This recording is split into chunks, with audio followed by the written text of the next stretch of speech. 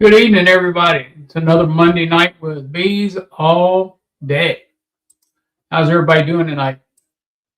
It's been a little cooler today, so and the smoke's kind of disappeared from down here for now, and there's supposed to be some storms moving through. So we shall see. I think Clay got some rain today down there where he's at. That's what they were saying on the weather on the on the talk box tonight. So did you get any rain today, Clay, down there? Hey, Mark. Hey, Chris. How are you tonight? Kevin. Dodd. Mike from Vermont is on here. Pennsylvania. Long time no see. Glad you can make it. Jeremy is here. There's Chris. Dustin's on here. Good to see you tonight. So Clay said he didn't get any rain. So I guess the talk box was lying to me tonight.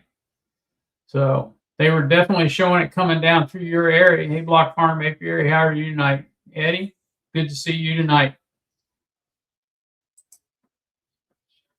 The link should be pinned to the top already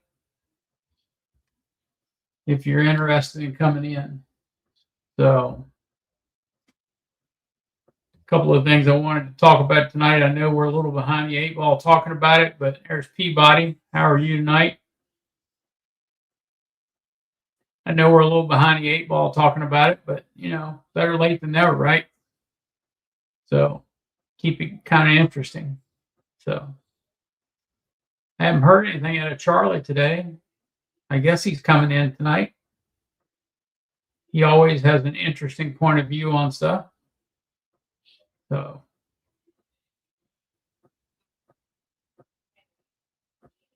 So I'm going up on the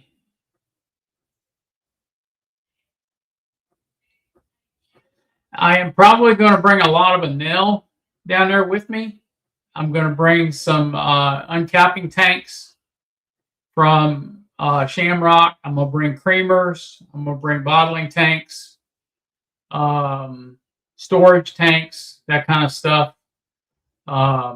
If they're in, I may bring a clarifier down there, a heated clarifier, so everybody can see it.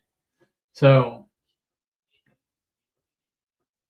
the extractors that we were expecting to be on this shipment are not going to be on this shipment. So we can look at them, and if you want to order one, you can order one while you're at the show and get the show price. So, and I'll probably bring some woodenware, some wax dipped woodenware, and some frames and such. So, Anne, hello, how are you tonight? So I hope that's something you're interested in seeing when I bring it down there, Mark. The wife's at the store now doing a bunch of shipping, so we had a bunch of orders come in today. Yeah, so she's over there doing all that. And of course, I'm sure everybody knows by now I'm kind of laid up. So, yep, I'm making the best with what I've got to work with. So we will make do with what we have, right? That's the only way we can do it.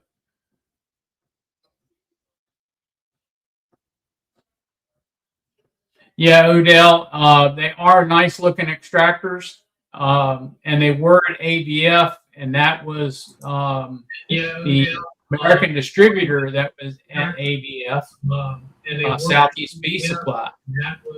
So,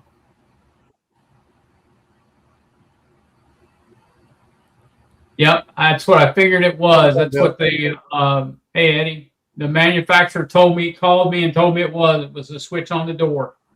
So, yep. So AMBs, I had surgery on my elbow. So I'm going to be in a, it's not really a cast, but a brace for 6 to 8 weeks. They don't want me to bend my elbow. So yeah, that's going to be fun. Flipping bees and this. Yeah. Hey, at least I can't get stung on the arm, right, Dave? Yeah, Can't sting me through this. They're doing something. I hadn't been making the chats in a while. I've been so busy. I don't really know what all has been going on. You finished with honey pulling and stuff? Yep, I finished with all my honey. We got all the cappings drained and got right around 300 pounds. So, Okay. Yeah, I've been yeah. fighting moisture. Has been so bad. So much stuff that's been fermenting under the caps. Um, Oh, wow. it's been a mess. I mean, I had two pulls. The first pull I had under the fans for 13 days. And I can keep my honey posted about 25%. And I still wasn't able to get it all down low enough. It's just everything was so wet this year. Under the Yep. cap in the 20s, and I just couldn't dry it quick enough before stuff was fermenting. I probably got, I don't know, 30 or 40 gallons that I'm not going to be able to use because it's going to be fermenting. As I go, I pull the frames out. If I see fermenting stuff, I just put it in another box, and I do that afterwards. My sister's going to be making some mead this year. Yeah. I like to usually try to dry it down to the 16s, but that's not happening this year. No, I was going to say, with all the rain you guys have had, They could dry it down. I mean, our humidity's been in the 80s or 90s the entire time. All the flows were happening, or lack of flows. We had so much rain. They couldn't dry it down. So yeah. it was a mess this year. Well, I know, but you needed the rain, right? Oh no, we we had a drought during the privet flow, and then so privet didn't happen, and then our tallow flow, which is our main flow, it started raining right as the tallow bloomed, and we didn't have 2 days without rain for 6 weeks. Oh, wow. It was terrible. Wow. Yeah, it looked 2 days ago, it looked like we were going to get a gully washer, and it split right before it got to Woodstock and went around. It went south of us and it went north of us. So we didn't get a drop. So, yeah. It's been hotter than hell down here lately. Yep.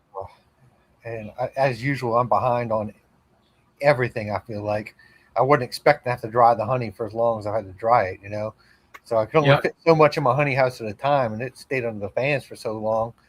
And I got that extracted, and the next batch had to go in there. And today I finished extracting the last of almost the last. But I got one more yard I got to pull a little bit off of, but not a whole lot. But I usually have everything done a month and a half ago. So I'm so far behind on all the other things because the honey house has been occupied with drying honey. And I still got to I usually get feed on stuff as soon as I pull, and I got to do all my post harvest inspections still. Yeah. I feel like I'm running like crazy to catch up, and now we're in this crazy heat. And I don't do well when it's 97 and 90% humidity out. Join the crowd. I've already. So how did your summer solstice queens turn out, or did you do any? I shipped my last batch of queens, actually up by you, a couple weeks ago. I haven't heard. Yeah, I know who got them. Okay. Yeah, you'd asked me last time who. I don't know if I should share that information. I don't know if he'd be comfortable with it or not. She called me. I know who got them. Okay. Yeah. So yeah, we'll see how that goes. Hopefully, it goes well for him. Yeah. So far this year, everybody's had, for the most part, I've got good feedback. I mean, I had some UPS issues that I couldn't do anything about. Yeah. But I got no control over that. But yeah, my goal was to hit 300 hives this year, and I think I'm backing off that goal for a little bit. Yeah, I know what you mean. I'm gonna hit her, hover around 200 for next year, I think, and Yeah. maybe ride that for a couple of years. But, Yeah. This year it was running me ragged, you know. It's still my goal. It's just not my goal for right now. Yeah. I I understand. The other thing I'm bringing with me, Mark, is I'm bringing some bee bite patties, 40-pound boxes. I'm gonna bring a few of them. So, Yeah, and bees. I do. I just do virgins. I work with the USDA yep. lab down here, a breeding program, to try to get some of the pole line stuff out. Yeah. Yeah. It's I think I'm gonna go back towards breeding next year as well, and kind of focus on pallet bees and breeding. And then that way, those are my two areas right there, because honey is just not going to get it. No, I Yeah, wish I could do more like mated queens, but you just have to have so many hives to do that. uh, I just can't do enough mating nukes. I don't feel like to do that. well, I can make thousands of virgins easy. You know, yeah. getting them mated is another thing. You Hey, know. Dave. What's up, guys? So the the way we've kind of done it here is, I gave away a lot of queens to people that live around me. Hmm. So I know my genetic lines are still in the area because they still come get queens from me, and I give them to them. Right. And so that way, once I start breeding, I can open mate without an issue. Yeah, well, I'm pretty confident that I can get good genetics mated in my yard. So, like I said, I do the same thing. I've given out so many queens here, it's ridiculous. And I've got beekeepers all around me now that are taking them finally this year. In the past, they didn't want to take them. Yeah, It's just having enough nukes dedicated to getting queens mated is just tough for me. Because I'm also trying to do the honey production too, and it's hard to do both. you know, yeah, no. production and honey production is tough. So are you actually going to still go away from those styrofoam nukes, mating nukes, or what are you I'm going going to to do? use some next year, but I'm going to just use them for requeening my stuff. Probably. Yeah, I'm going to use three ways for the stuff that I'm going to sell. And I'm not going to ship mated queens because I can sell more mated queens locally than I can produce. At least that seems to be the case. If I ever get to where I have extras, I guess I can ship them, but I don't see that happening. I have people asking me all the time for mated queens, and yeah, I don't have enough. you know. yep, And this year I didn't requeen everything because I relied on those styrofoam minis, and as you know, it was a disaster for me just because I didn't do it right. I tried to leave yeah. them in there for the 21 days, and evidently you can't do it. I just got lucky last year, evidently, when it worked for me. I mean, they're cheap enough. I mean, cost really isn't an issue with them. It's just the skunks get them. They're real bad up here. Well, I have a real bad problem with skunks. I don't want to let a queen leave that isn't at least 21 days old. And I thought I'd be able to use the styrofoam minis, and you can't leave them in there that long. They abscond on you. I got almost everything mated, but then they would leave with a bunch of brood in there. And so that's why we use a 3-frame or a 4-frame mating. Yeah. And I've got a bunch of those. I just didn't run very many this year. I've got, I don't know, 10 or 12 of them out there running right now that I really need to move into something else. I'm going to use them to requeen stuff. I just am behind on all my post-harvest inspections. Hopefully getting to more of that at the end of this week. And I'm sure I'm going to have some stuff out there that's queenless. I'll just drop one of those nukes into them. Yeah. I don't want to monopolize the talk here. I know some more people came in. Hey, DC. How y'all doing? How are you tonight? Can you hear us? I don't know. Can you hear me, DC? It looks like he's muted. Do I have sound? Oh, Now you do. There you go. Can I hear you? Can you hear me? Yeah, I can hear you loud and clear. Can you hear me? Yeah, I can hear you. Yep. We can hear you.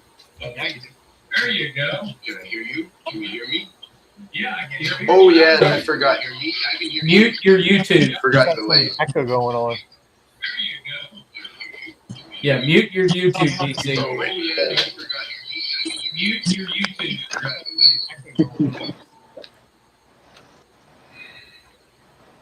There we go. So what's going on out there with you? You said you had a plan.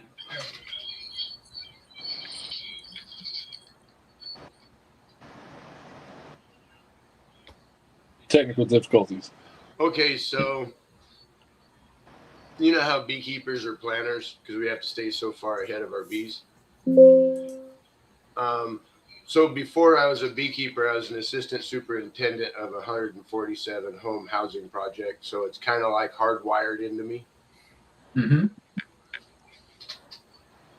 And I've been having a real hard time going through these last 2 months with the whole mother's decline in that, and they're selling the property, and the property's pretty much sold. I plan on pretty much being out by the end of August 1st, first week of August. I haven't been able to find a place to rent because rent's pretty high for the type of place I need with my dogs, and I won't get rid of my dogs. So,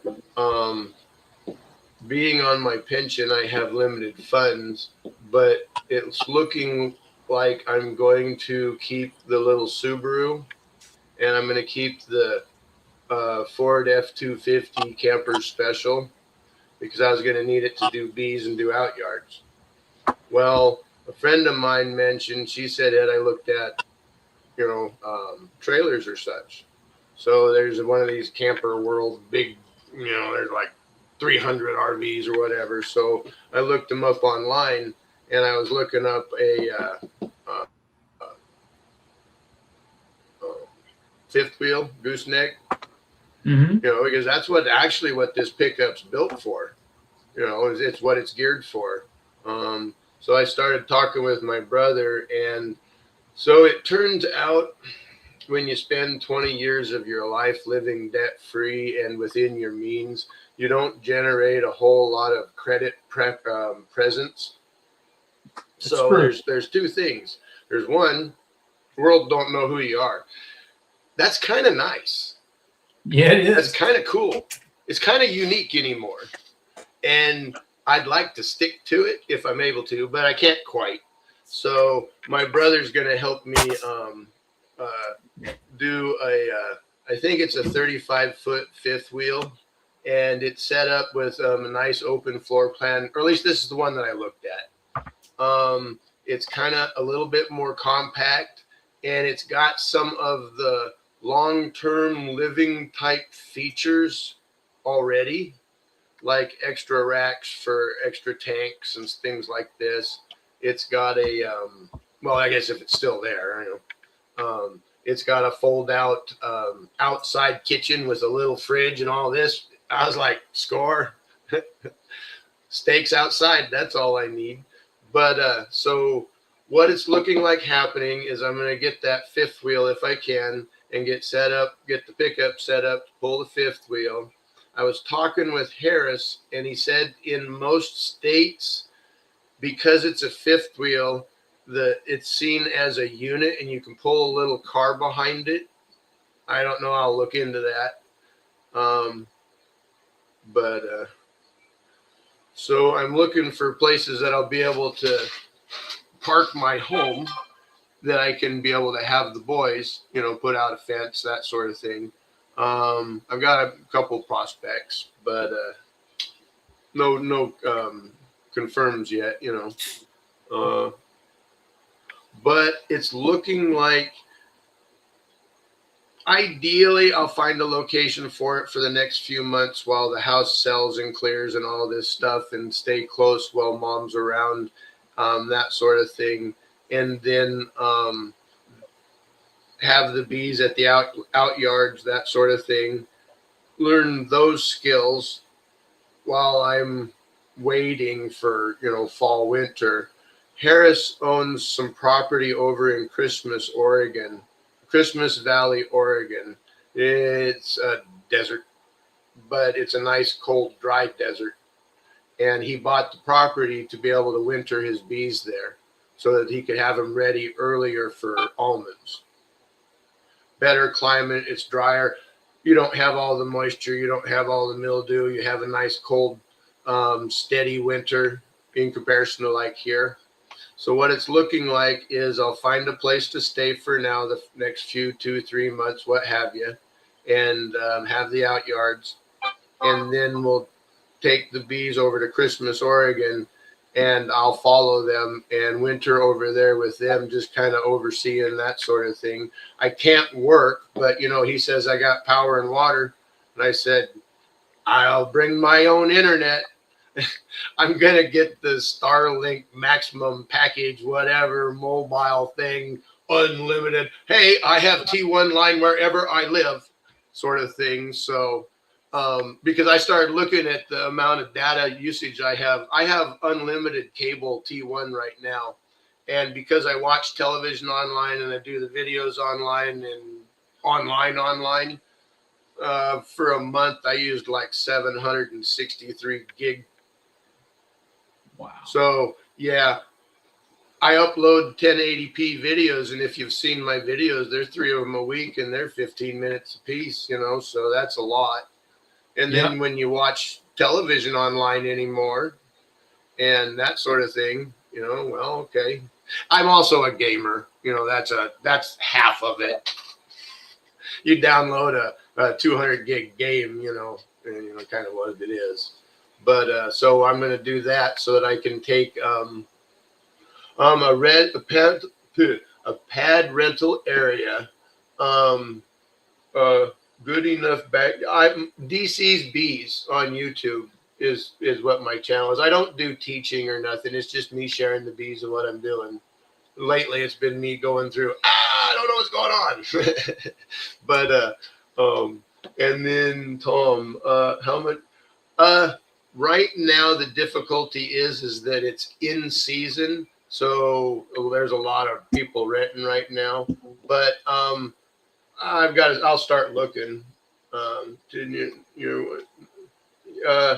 No, Brian. Tom, she kind of said no, so this is a solo thing. I found that out later last night, and then the Lord gave me the plan and the direction. There was kind of some answers that I needed before I could formulate a plan and direction. So this is the new plan. And well, no, this is the plan and direction. There's just less people involved in it. It's okay. Harris is going to help me. He's going to help me a lot through this winter, because I'm not going to have to pay rent. I'm just going to mind the bees and keep an eye on the place, make sure, nothing freezes, that sorts of things. And I'm going to try and set the trailer up with like solar panels and everything and a generator and what have you. So it's all long-term setting. With the extra tanks, and I'd like to see if I can get the pickup set with an extra diesel, just so, hey, I may show up. I don't want to come to Missouri. I've been there. I'm not going to come visit you guys. No worries. I spent the summer in Missouri. I don't like it. Fort Lawson Woods, Missouri, twice. Birthday presents I got drill sergeants for birthday presents 2 summers in a row. I don't like that state. No offense to any of you that live there. I'm sure it's a wonderful place. It's just my only experience of it. Sucked. Well, but that's kind of about it. I'm just kind of going to go and work with Harris for stuff to do, and he's going to help me with my bees. And I'm going to learn commercial beekeeping now. I might say, hey, Bob, Benny, I want to come work with you next season. I don't know. I know all you guys, and you're all over the country. Well, DC, it sounds like you have not a what really I wanted, but it's what's well thought out plan. plan. At least for the next year. It sounds like your plan is kind of well thought out.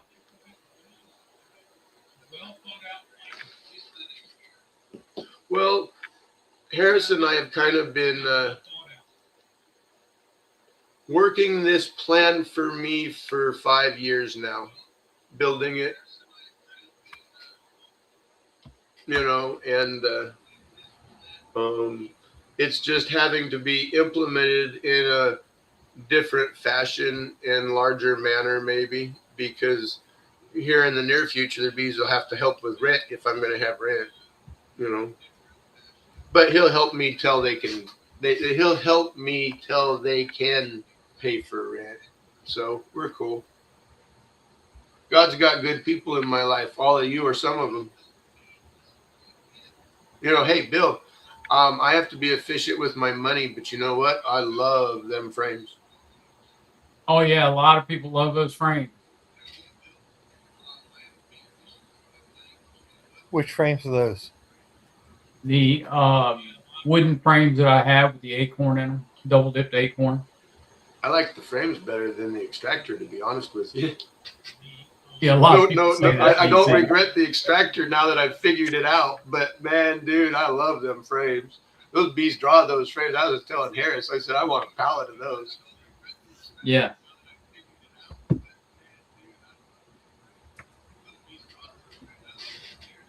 Thanks, Tom. It's hard to pay attention to the both. I do easier if I just watch you guys over here.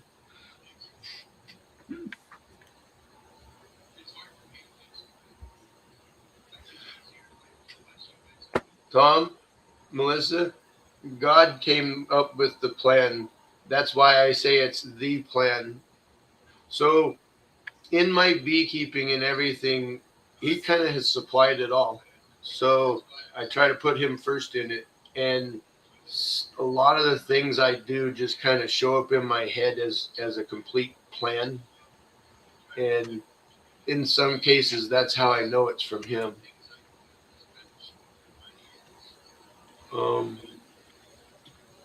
Sorry I'm talking so much. You're fine. I'm kind of excited, actually, and a little. I've never pulled the fifth wheel. It's been a long time since I driven a straight truck.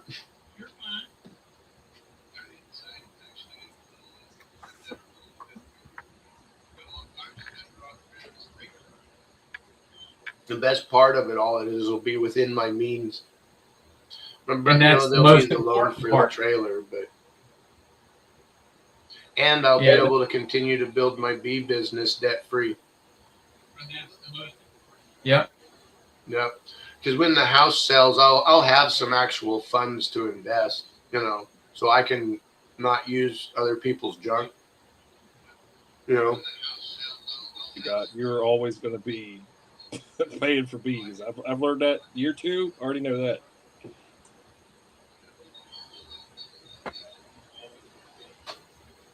Hopefully, at some point, the bees pay for themselves. Yeah, I'm hoping that too. Good stuff, Tom. Hey, I'll come visit. I just ain't going to be there in the summer. I'm hoping I get like at least 400 pounds this year. I went and pulled 5. I went and pulled supers today. Sorry. And I got 3 deeps and 2 mediums off of 4 hives. So, and I still got 20 more to go check. So I'm hoping they pay rent this year. Seems like they already are.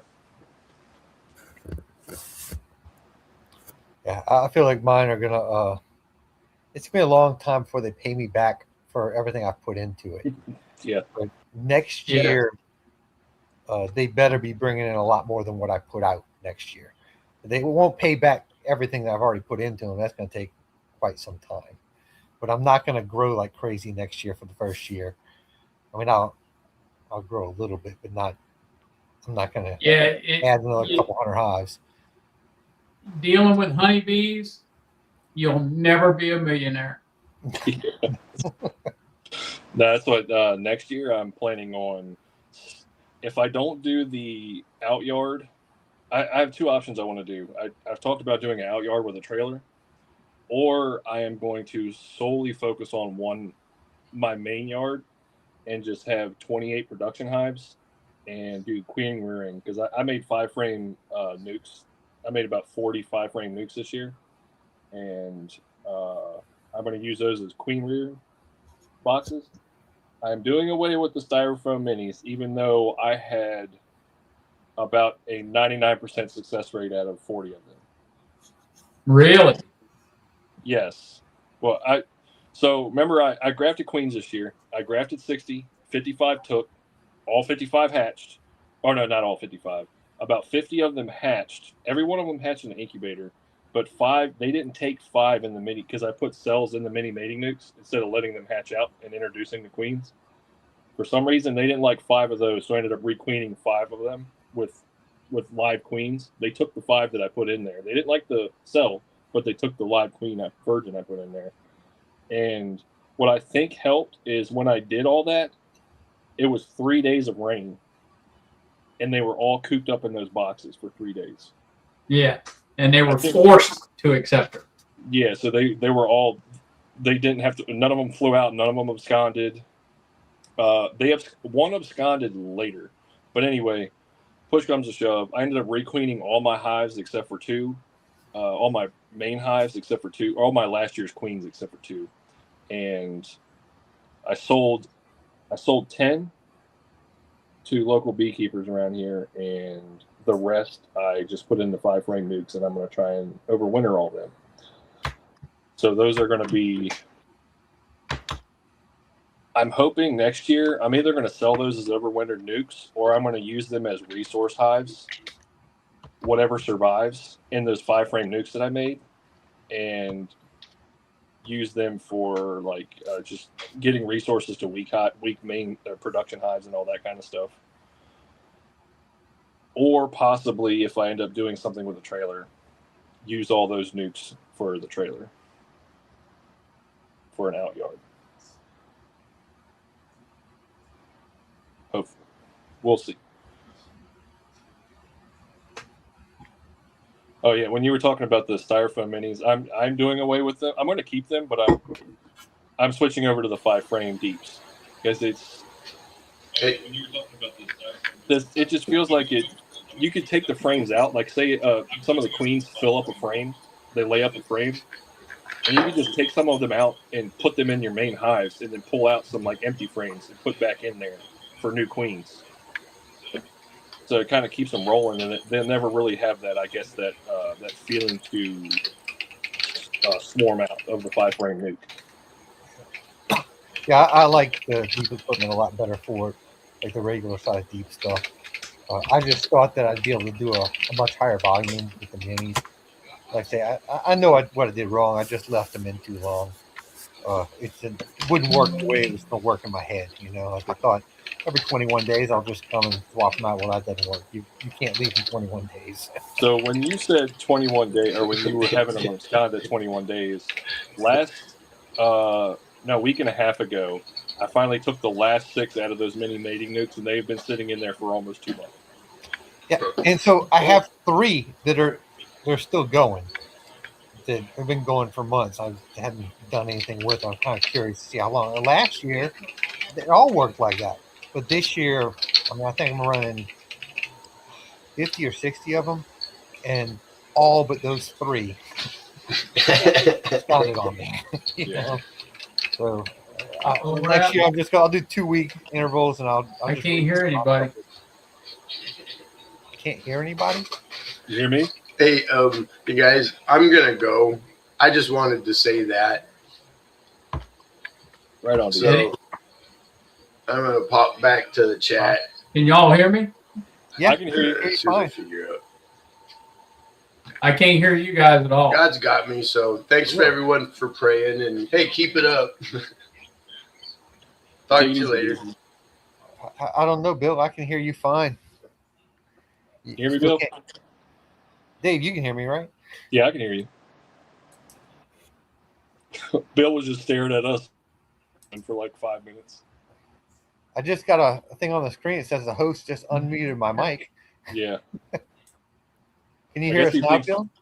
I think he thinks we're muted. I don't know. But I'm going to keep doing the little styrofoam minis. I'm just not going to, that's not going to be my plan for selling mated queens. Yeah. They're going to be they'll go from that into another hive to grow. Like I say, I just feel weird about selling a queen. It's when only you know they're when you know they're mated, and you can actually kind of, instead of just banking on or thinking that they might not get mated or whatever, you know that they're I mated. can't hear nothing. Yeah. Yeah. And like there's some studies out there that talk about caging them too early. That a lot of them are getting superseded and stuff. That's why I really don't want to let something go. That I think 21 days is like the minimum. So I'll go from the styrofoam minis and requeen my stuff with it, or move it into a larger box and let them lay more in there while I requeen the Right. styrofoam mini with the next round. You know, it's just not going to work the way I was hoping. And I'm not saying they Can don't you work. still hear me? Yeah, Yeah. we can hear you fine. Can you not hear us? Maybe Bill, you're having some technical difficulties. Don't know.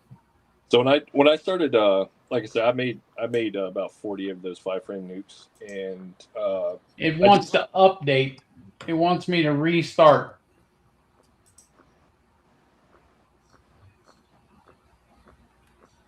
so when I did away with those mini, I'll try and make it quick. When I did I was taking the queens out of the minis and putting them into the 5-frame nukes. I made like two to 3 frame splits.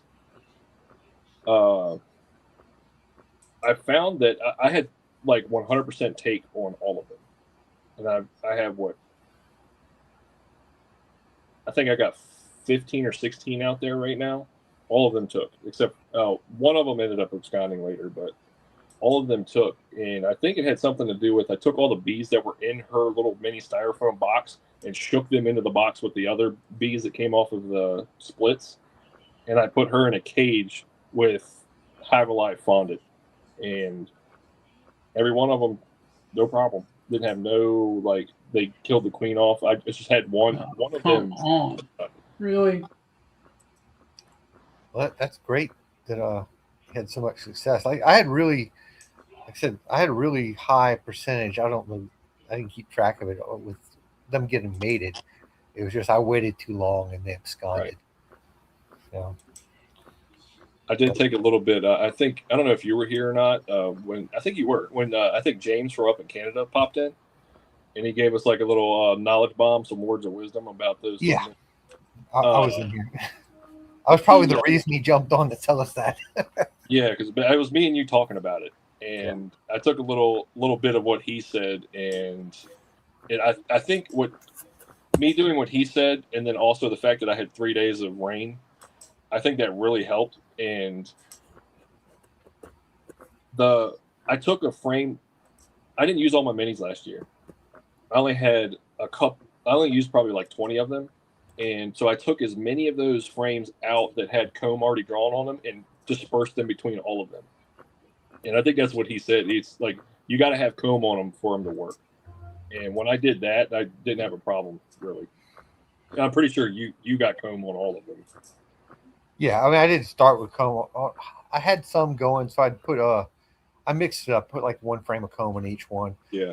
But honestly, this year, I still haven't cleaned them up. I'm going to go through and I'm going to rip all the comb off because, I mean, it's nasty. You know, like I said, it was full of brood and then nothing was in there. So hive beetles and stuff tore it all up. I haven't had a problem even when they're brand new with them drawing out comb. You know, I lock them in my honey house with the AC cranked down as low as I can and a board over the window so there's no light. And I leave them in there for a little over 24 hours and put them out the following night. And I've had good luck with them getting started and building up the comb. They draw that comb up fast in the little things. Yeah. You know, I put a cup and a half of bees in each one. And it seems to work pretty well. I say I just left them too long. But Yes, Flo left. I don't know about that because, like you said, you left them too long. But you're having your own experiences. Like mine, like I said, I had 6 that I left in there for almost 2 months, and the queens didn't leave.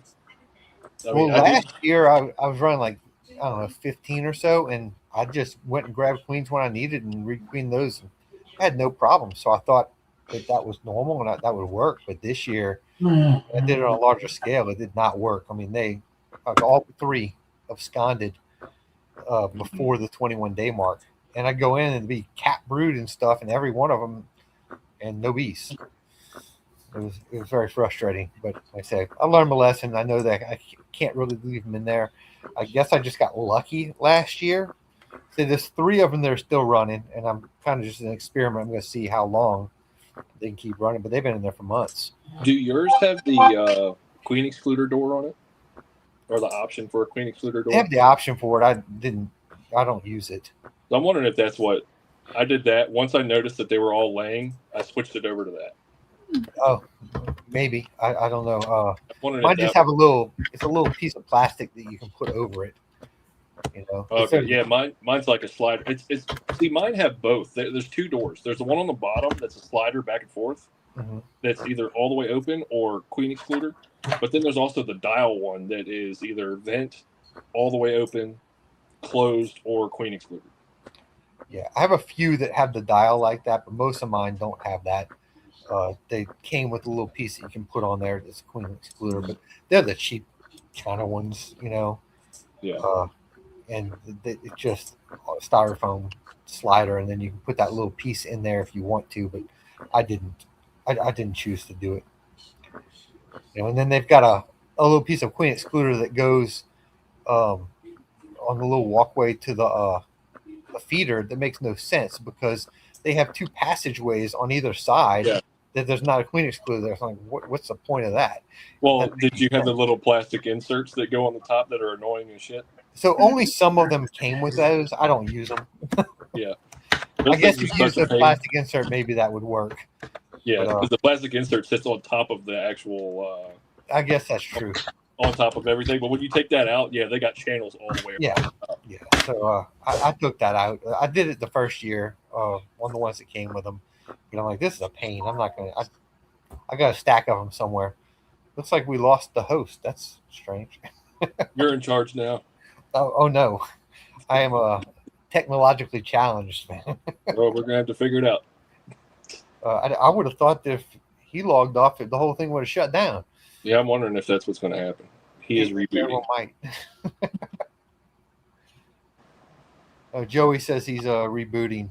Yeah, I see that. It's crazy. The stream's still going.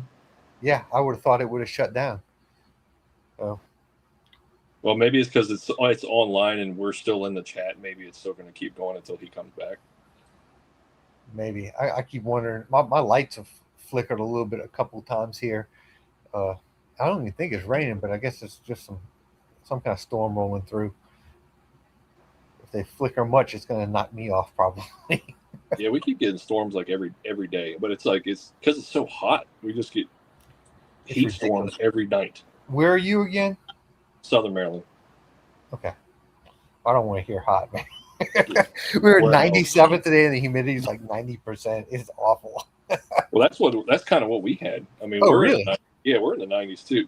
I'm down in the southern part. Up north, it might be up in the 80s somewhere, but we're getting like 80s to 90s, pretty much like every day. The 4th of July weekend, that was the worst. Oh, that was our my first market for the year. It was brutal. We start set up at 2:30. It was terrible.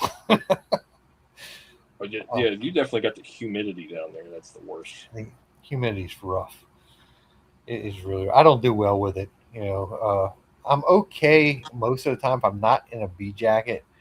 But I've helped a few people harvest this year, and it's not my bees, so I need to put a jacket on, and I overheat in the jacket just with the humidity and the no breeze. Yeah. I just don't do well with it. Yeah, Joe set up in Pennsylvania. They're in the 70s right now. 70s to 80s. I wish it was 70s down here.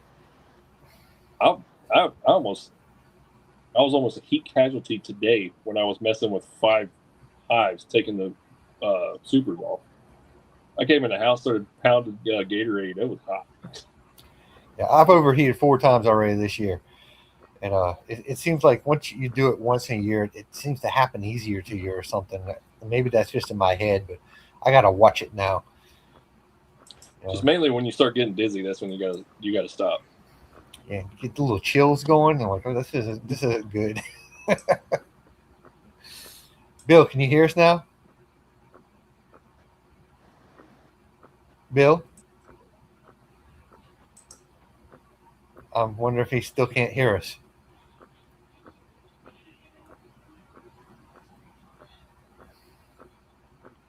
Bill's gonna give me 100% discount at his store next time I show up. Nope, guess not. I think that something's going on with him, the computer. I wonder if it's something to do with his output. So the output on his speakers or something changed.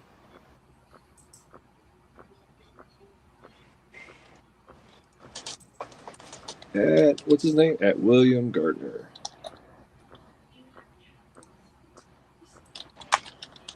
Is the output?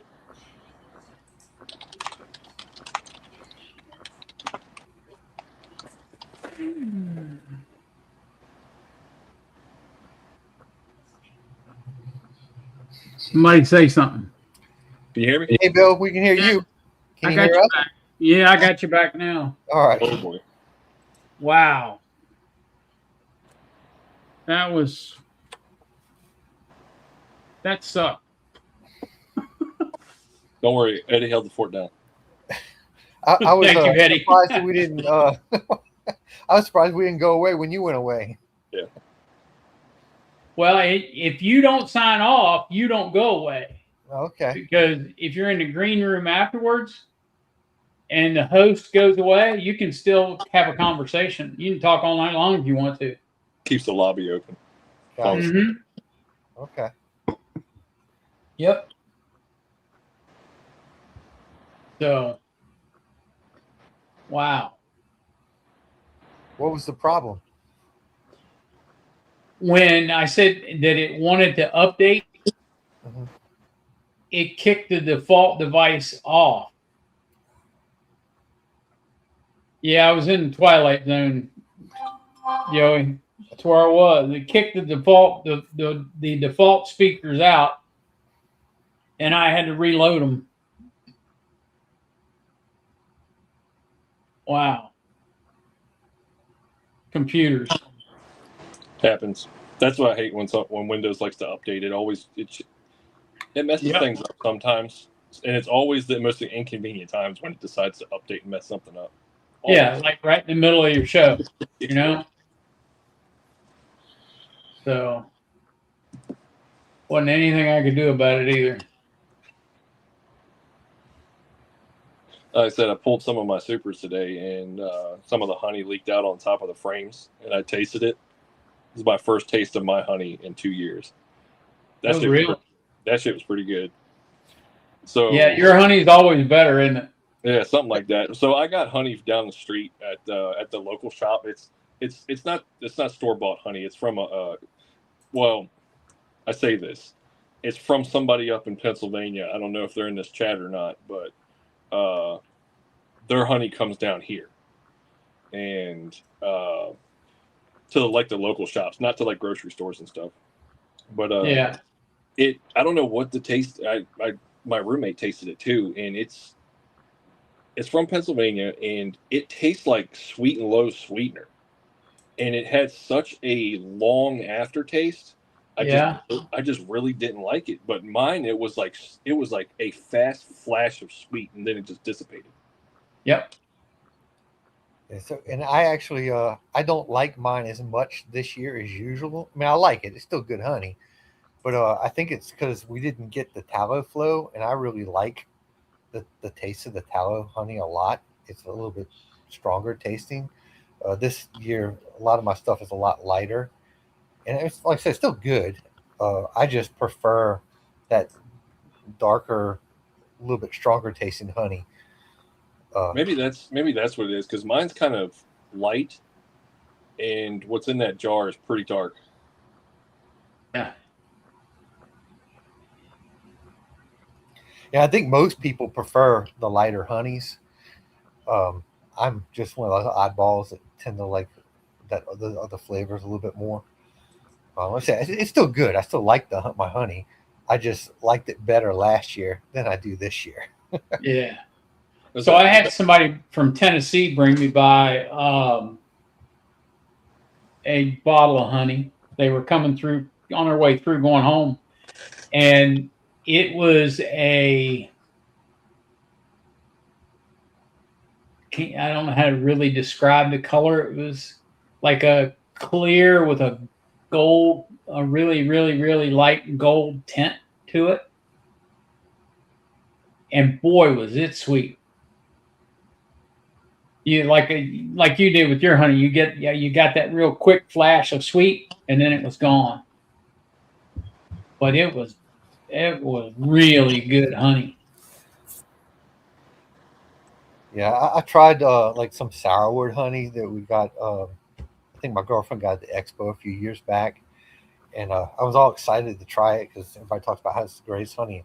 It wasn't for me. I mean, I did like think it tasted bad, but it didn't have as much flavor as I was expecting. It was just sweet. You know? Yeah, everybody's gonna have different tastes for. Yeah, honey. it's a personal preference. And then like I was like, I was one of those people that was like, doesn't all honey kind of taste really kind of the same unless it's like lavender or something? That just proved that wrong today. Completely It's wrong. very different. Yeah, it's like I said, that one tastes like sweet and low sweetener with a Yep. long aftertaste. Mine was, it was like I don't know how to describe it. I'm not trying to hype my own stuff up, but like this, to be honest, I'm gonna drop a little knowledge bomb on y'all. This is the first time I've actually tasted honey my whole life. If it hasn't been like pure honey by itself. If it's been mixed with something, I may have ate it. But this is the first time I just took like a little dollop of it and ate it. So definitely that quick sweet flash and then it just dissipates away. That was amazing. I don't know about that aftertaste, that long aftertaste, honey. That was powerful. And some of them have very different aftertastes. Like if we get privet honey sometimes, like in the privet flow, that it tastes real good at first, but then it's got a very floral aftertaste that I do not care for at all. Right. It tastes like you got potpourri in your mouth or something. Some people love that. I can't. I do not like it. I feel like I don't like to eat potpourri either. Yeah, I feel like the privet honey has a really like potpourri kind of thing going, and the aftertaste, and it's not for me. Is it Ambi's honey? Let me tell you, I am proud of my girls, but I will be even more prouder when they figure out how to take their supers and drop them in my house and then leave. Like I said, that shit. That deep boxes are heavy when they're full. I'm not kidding. Yeah, they are. Dude, I had one out of the three. One of them it felt like it was like 200 pounds. I was struggling to get to the house. That one was stupid heavy in comparison to the other two. Your hives are down a hill too, aren't they? Well, kind of. It's like I got like a little bit of a slope, and then it kind of goes back up to the house. So it's a little to the hill.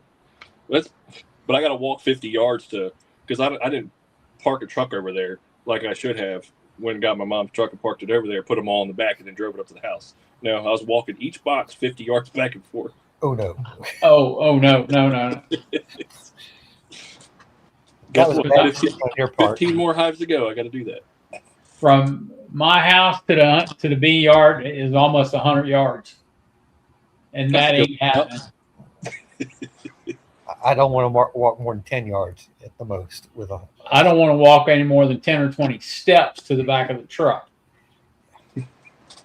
Pull the truck up right behind the bees, like you got exactly. Got the line behind you in your picture.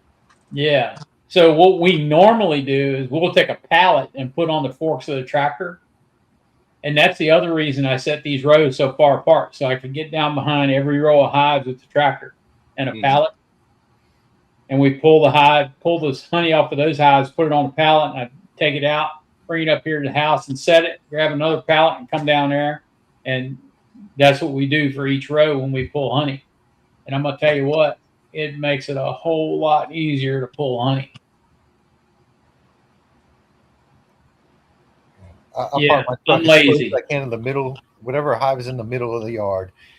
So it's probably 15, 20 yards on the farthest away hives. I'm going to have to walk on a couple of the yards. 'Cause I got one yard that's just all along this long tree line, just a straight line of hive. Actually, when we pulled from that yard, I actually moved the truck once because it's probably 50 yards from one hive to the farthest one, So Tom says I'm cheating, but how much you want to bet that Tom does the same thing with that little ride-on machine of his? Probably. If he's got any sense. Yeah. My back has been not happy with me this year because of the honey supers. I have mostly deeps because I'm growing, and I told myself I'm not going to buy any mediums until I have all the deeps drawn out that I want. So I use them get deeps drawn out for honey supers one year, and the next year the brood chamber. Yeah. But man, it's rough dealing with all those deeps. I have a whole new respect for what Mr. Ed does. He is all deeps. He is all deep. He's got an awful lot of stuff that lifts things for you, though. Yeah. Mr. California himself. Yeah, I helped him pull, and he's got a lot of motorized equipment that does all the lifting for you. Right. I don't blame him. If I could afford all that motorized equipment, I'd have it Well, too. I would too. If I could afford it, I would definitely do it. Hey, Yeah. Todd. Hey guys, how you doing? Pretty good. You? Evening. Well, I have a story to tell and a lesson learned, and then Okay. I have to get off and go. So, lesson number 1: make sure your printer has ink. Lesson number 2, and this is for anybody that ships anything. I needed to ship a couple of bottles to Oklahoma, and the package weighed 1 pound 15 ounces. I didn't have ink, so I couldn't print out my pirate ship shipping label. So I went across the street to the UPS store this morning right before work. I'll tell you the difference. So after getting it all done, the lady, I said, wow, it costs $0. It's zero. Is it free today? And she laughed. She says, oh, no, I'm getting there. And so the next thing I know is it said $32.18 on the freaking screen for 1 pound, 15 ounce box, a 10 by 4 by 4. The size. Oh my the size God. I got to work, and I was chewing nails all the way to work. I was spitting flames out of my mouth. And I got onto Amazon to buy some ink, and I think it was like $30 to buy ink anyway. But when I just got home, because I just made another label for another thing I have to ship, I put in that information for that package that went to Oklahoma, and if I had ink, it would have cost me $12.78. So if anybody's shipping and they're not using pirate shipping, you're losing out on money big time. So my with the new UPS update, it raised all the shipping rates up like $2 at minimum. Yep. And I would recommend to you to get a 4x6 thermal printer. Yeah. That's what I use because That's what I use too. this right here is my side business, and I ship 30 to 40 things a day. And this thermal printer, it's like it costs you like $20 to get like 10,000 labels. Mm-hmm. And the thermal printers on Amazon are like $70. It saves you so You much can get money. a lot less than that. I mean, I that's got probably a one good for one. transfer My funds. cheap one was like $20. Is that cancer-causing paper? Oh, they all Yes. All of it's cancer causing, Todd. It's probably not allowed in California, so it Oh stops. my God! Here we go. So we shipped tonight. We shipped several packages out, and we use ShipStation because that's what the partner is with the website that we use. Yeah. Because all I have to do is go on the website and hit print. It prints the label out, and it's discounted just like Pirate Ship. I used to use Pirate Ship, and then Pirate Ship went up on their rates. Yeah. And Yeah, I don't understand how Pirate Ship. I don't know. Understand how Pirate Ship can eat those fees like that or that rate that went up. I don't know what are they making money off of besides people just printing shipping labels. I used to use Shippo, and it was the same as Pirate Ship pretty much. And now I've got my website is through Shopify, and it does the labels, and it's the same price. Yeah. Much. Yeah. So before I switched over to Pirate Ship, I was Stamps.com. I switched over to Pirate Ship last week because of the postage thing. And my normal packages, like because they raised up, it doesn't matter by ounces now. So anything below 4 ounces is the same price. And most of my packages range somewhere between 4 and 12 ounces, or excuse me, 1 and 12 ounces. And it's like $8 to $8.40 on Stamps.com, but then when you go to Pirate Ship, it's like $5.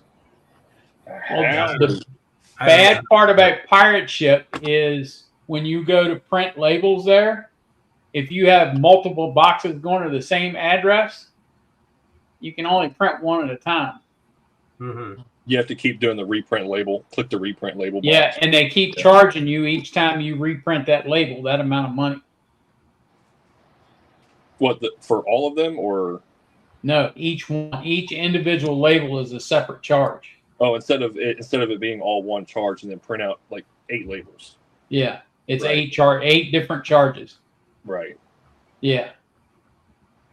So, but we used Pirate Ship for a little over a year, and it helped. But then, as we were using Pirate Ship, we would measure the boxes and add an inch longer, an inch wider, and an inch taller, and add at least 2 pounds to all the weight. And they would come back and charge us extra because they said it didn't fit through the measurement. Who was you shipping it through? USPS or UPS? UPS. That's why. Pirate Ship. Dude, everything I have shipped through UPS, regardless of where, like if I went to their site or whatever and I put in dimensions, I did exactly what you did. I always overdid the dimensions. Yep. And the weight. They always charged me more. Yep. Every time. Yeah, I think it's a UPS thing. I don't think it's a Pirate Ship thing at that point. Yeah, well, see, UPS would come back and charge Pirate Ship more, and then Pirate Ship would charge me more. Yeah. So, like I said, I would do it through the actual UPS site, and then like a week later, I would get a back charge saying, "Hey, you owe $1 more because of dimensions." Yep. Nickel and dime you to death. Yeah, that's majority of my stuff, unless it's a big box. Majority of my stuff goes through USPS right now. Yeah. So how your bees doing, Todd? They're all right. They're just, they have nothing to bring in. So yeah, I put some pucks on them. Some whatchamacallits. Oh heck, what are they called? I can't even think right now. I'm so mad. Those Apiguard things. Yeah, hang on. What the heck are they called? Well, anyway, I put those on because we're in a dearth and they'll chew those things up. And I've got to start feeding. I've got to start feeding pretty soon.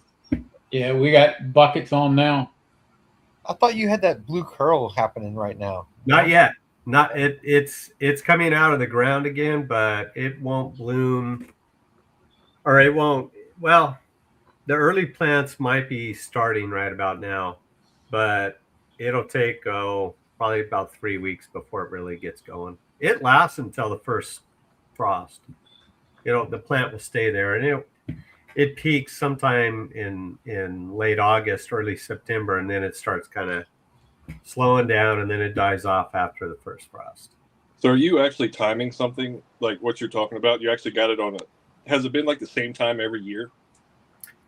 Give or take a couple of weeks, a week and a half or so. Because I was wondering if you noticed, like, it felt like this year started like a month earlier. Yep. Oh yeah. This year has been really weird. And then the orange is only the official bloom was only 2 weeks. So That's really short, and it was on time. It was well, it was actually a little early, but it went out fast. It usually lasts about 3.5 weeks, but it went quick.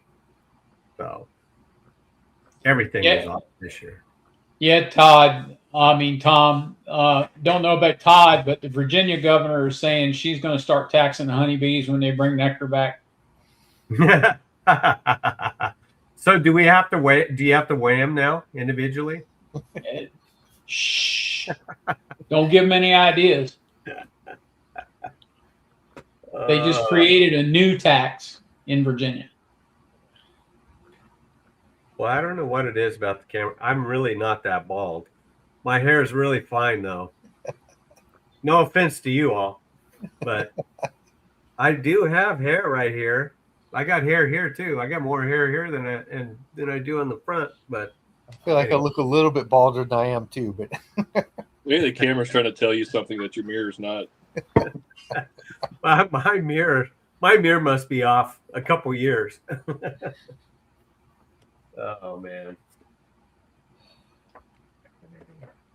have y'all watched that?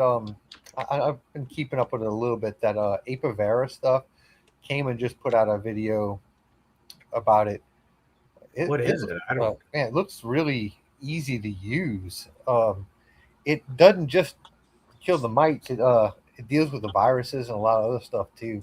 Kind of sanitizes your hive. Yeah, like kind of sanitizes everything. And if it really does what they're saying it does, that looks exciting to me. It looks like more work.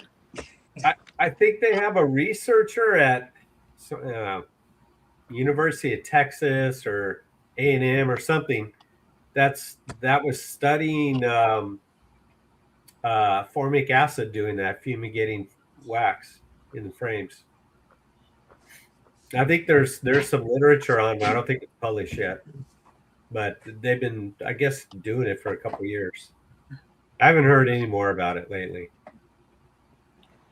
but that's something to chew on too.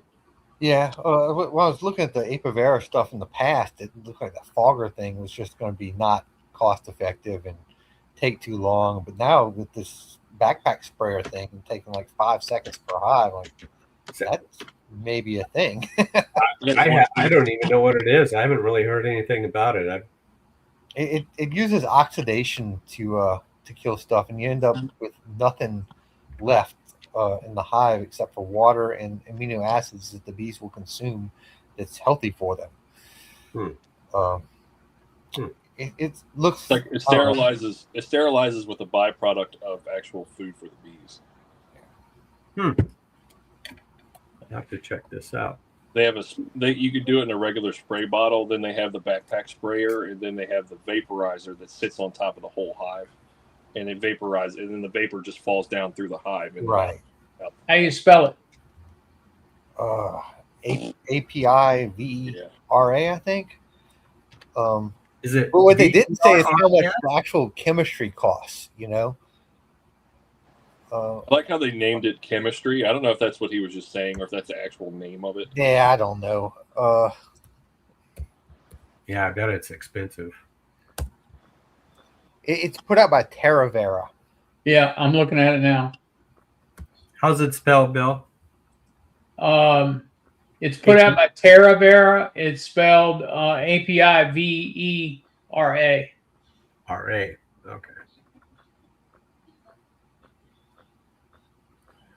TerraVera. Michael, instead of typing the question or the answer, I'll just type it out. If JW flies out here and picks me up and then flies me to Georgia, I'll be there.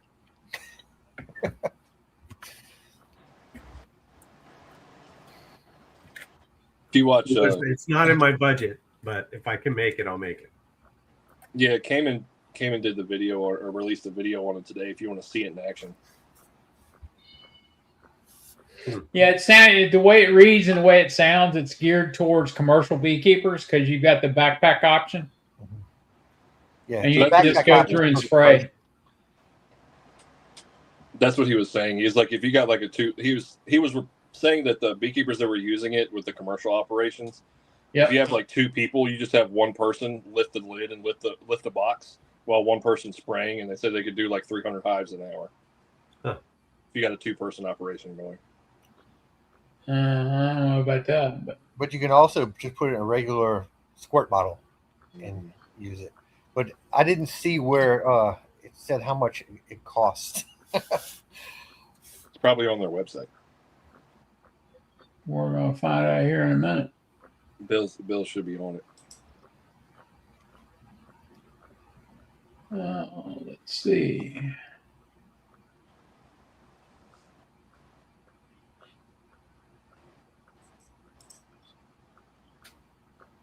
I don't know that they'll even give you a price on here. Yeah, I glanced around a little bit on the website, but then I looked at the clock and saw that y'all were fixing to come on, so I'm like, I'll look at it later.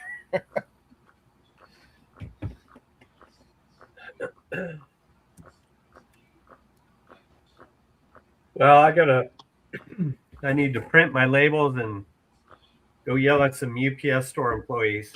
And you know what? The other thing is I didn't look at the receipt until I got to the office, but I'll show you.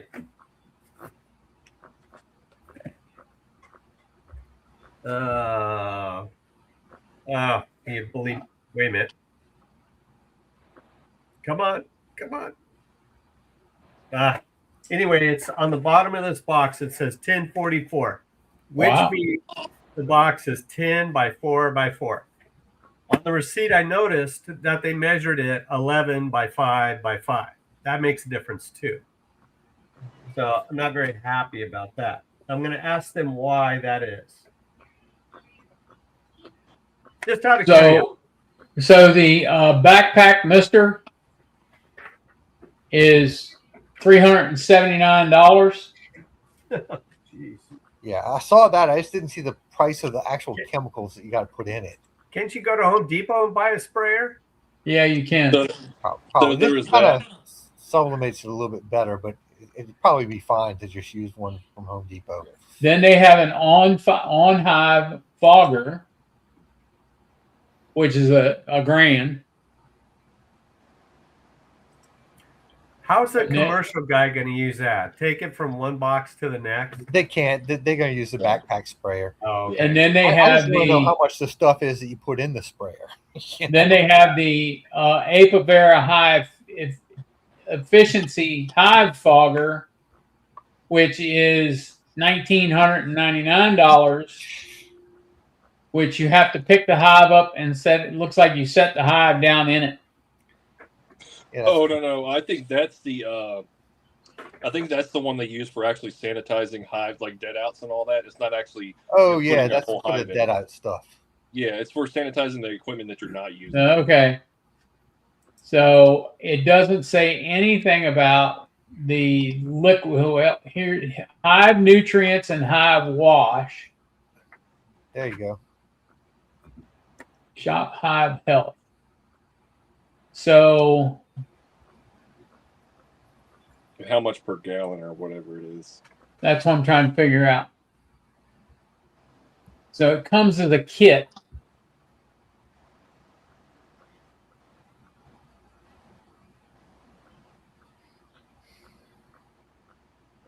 So it's $72 a kit. Does it All say right, how we're much narrowed that it down. does? Now, this is not retail. This is wholesale price. This is what they would sell it to a dealer for. So what's Okay. a kit? How much is in a kit? Yeah, how many hives does that treat? That's what I'm trying to figure How out. many milliliters? How many gallons? 10. 10 gallons? God, Holy 10 hives. Yikes! Yeah. That's not Yeah. happening. They gotta get that down. It's too bad somebody won't invent something where they won't rip off beekeepers. Yeah. Or you could just be young and dumb like me and tell my bees the best of luck, wish them the best of luck. Yeah. All right, I'm gonna giddy up, guys.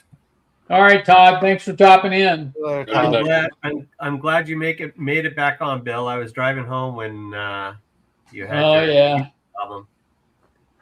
Well, Eddie and Dave held the fort down, so it was all right. well, I'm glad they were on here to hold the fort down. I really am. Somebody's All got to do right. it if Charlie ain't going to be here. Great. It's Yeah, weird where not is having Charlie? Charlie on here. I don't know. I haven't heard hiding her hair out of Charlie today. I wonder if his brother's doing all right. I don't know. He may not be. No. Hmm. Well, all right, gentlemen. I'll see you guys later. See everybody chatting. I'll see you guys later. Have a good night. Have a good night. Bye-bye. All right. Good night. I'm going to eat turkey on that statement. Here I was joking that he may actually have something going on. Yeah, so that stuff's rather expensive. Yeah. So he was hoping saying about the to- hive topper that they may be able to get it down to cut the price in half. It's just the initial, what he said in the video, the initial cost of building, it was hard to get some of the parts. Well, I'm gonna have to cut it short tonight too because I gotta go get some food in me. Okay. Thanks for having me on, Bill. It's good chatting. Yeah, with y'all. anytime, Eddie. You know that. Yeah. Y'all have a good night. All right. Good night. So, I will speak of the devil, and he There he crawls is. out of his hole. I summoned him. We were worried about you and your brother. Yeah, hold on. There we go. Yeah, I had a guy here that was using the guy that helps me out was using my extractor and stuff. And he got, came later than what he's, took longer than what I thought. Yeah, it's all right. No big deal. But, it's like my $200 hot knife, I got to supervise. Yeah. They get there's like, even with me, you get to doing something and then it starts to burning, and it's like, so anyway, I wanted to get him in and out, and he's out. So he's done. Yeah. Then he had a frame. He said, "What's this?" And it's hive beetle larvae going, like I says, well, what am I going to do is scrape it out? I know, bag it up and put it in the freezer. Yeah. Kill it. Don't ruin your comb. Right. And so about it, like I say, he got his buckets of honey out the door and got his equipment out the door. And I'm like, yay, he's going to come back tomorrow and help wash the extractor and, help me put it away where I leave it in the house. And yeah. So we've had a pretty eventful night tonight. You have? Yeah. My computer decided it wanted to update right in the middle of the show. Oh, really? And it killed my speakers. So I had to reboot, reload the speakers in, the drivers in, and then come back on. Yeah, that was, thank goodness for Dave and Eddie. So, but we're back now. Yeah, Hanley, I did get the video. I mean, like he sent me a video of a guy using a regular hot knife, cutting and he did a great job. But what you have to look at is how thick was that honeycomb out past the bars. He was using the bars as a straight edge, and he's going zoom, like that, and he's cutting it off just right. Where if those comb was just even with the bars, it wouldn't have worked. Yep. That's where the honey plane kind of shines. Yeah. So if you've got a hot knife that's got a rheostat on it, which is a thermostat, and you can adjust that temperature, they work a lot better too. I got one here. It's got that in it. It looks to be an antique, but that rheostat may be burned out of it. That's why it doesn't work. Well, the one that works, I think what they did was they put a dimmer switch in there. I think is what it really is. Somebody put something in there. Oh, anyway, what I was getting at is if you wanted to kind of like pick a little area out that didn't get uncapped, like with the tip of that knife, it just gouges the heck out of the darn wax. Yeah. Or mine, I can take that knife and take the edge of that there plane and just slip it right off there. I have all the cool stuff. I don't think so, Tom. I think you guys have the cool stuff. Yeah. But you got a lot of big stuff, but on the other hand, you got a lot of honey too. Yeah. A lot of boxes to go through. Country Road Bees, I am 4.5 hours away. Where's Country Road at? Morgantown, West Virginia. Okay. Oh, that's yeah, I know. I will So- kind of be over in that not that part of the area, but I'll be in that quadrant of the United States next year for the Bee Expo. You'll see me there. The West Virginia or Nobby? Nobby.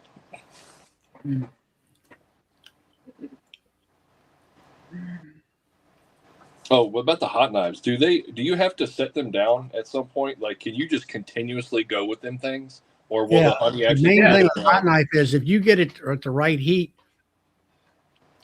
if you're constantly cutting, it keeps it cool enough. Like my plane, I got a router rheostat, and I've got variable speed, and then I got full speed. Which you put it on full speed, it's going to throw just go right through that setting. Well, a lot of times I'll get it up to heat, and then I'll put it over in variable speed. And there's a knob, keep it in the hot zone, but not like totally hot. And but if you're in, let's say you're in full speed where you got all the electricity going to that thing, if long as you're cutting, it keeps the blade cool. It sort of regulates the blade temperature. Right.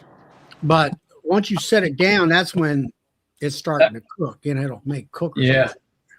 That's when it gets hot and it starts boiling the honey and everything else.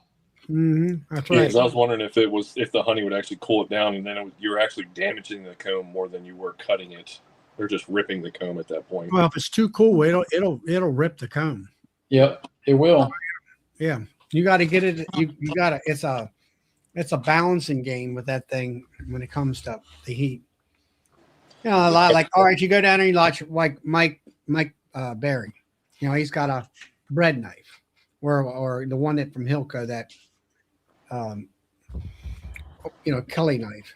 Yeah, it's a fillet knife. That's what it is. And he's sawing, and all that stuff. Well, yeah, as long as the comb is proud of the frame, it works great. And and to me, I always see that's where you're cutting a lot of the honey off the frame, and it's going into that tank and going through the sieves. Where mine, when I'm pulling it across, I got it set to where it's cutting 1/8 of an inch, and it's just cutting the tops off, and it leaves the rest of the comb intact. Yeah. But I've gotten good at it. I've gotten used to that using that machine, or that one machine.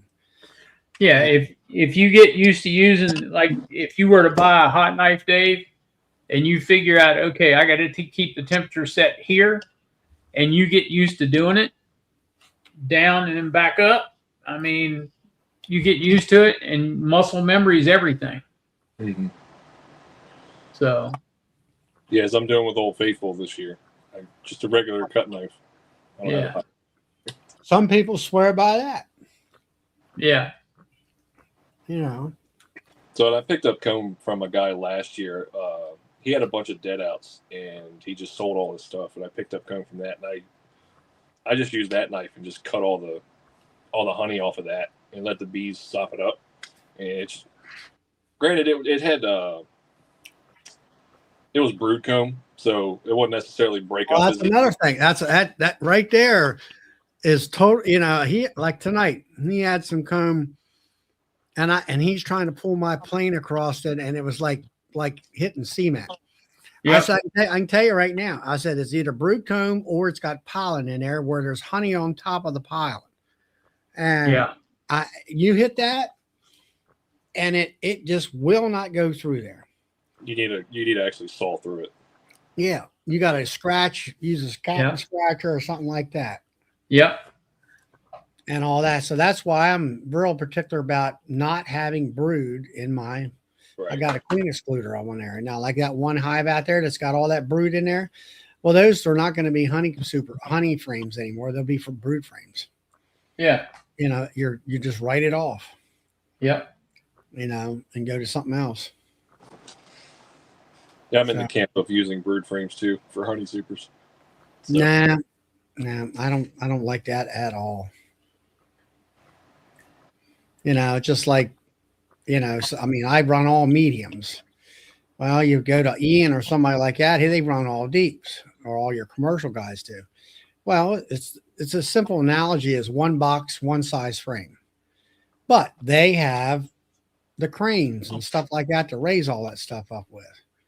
You know, they'll say, all right, we're going to use escape boards. Yeah, they're great. As long as you can go over there and pick up 3 supers that is probably 150 pounds on that crane and slide that thing in and drop it back down. That's wonderful.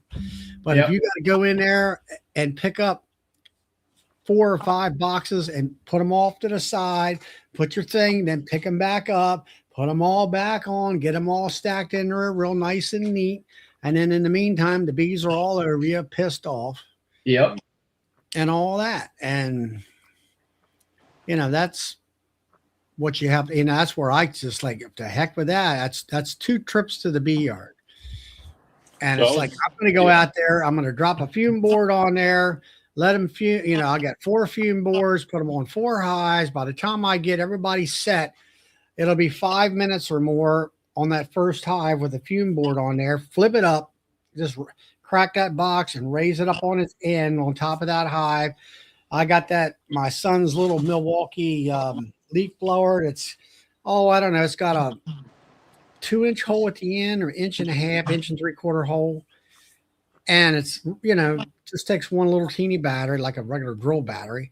And you can just sit there and blow all the residue bees out of there.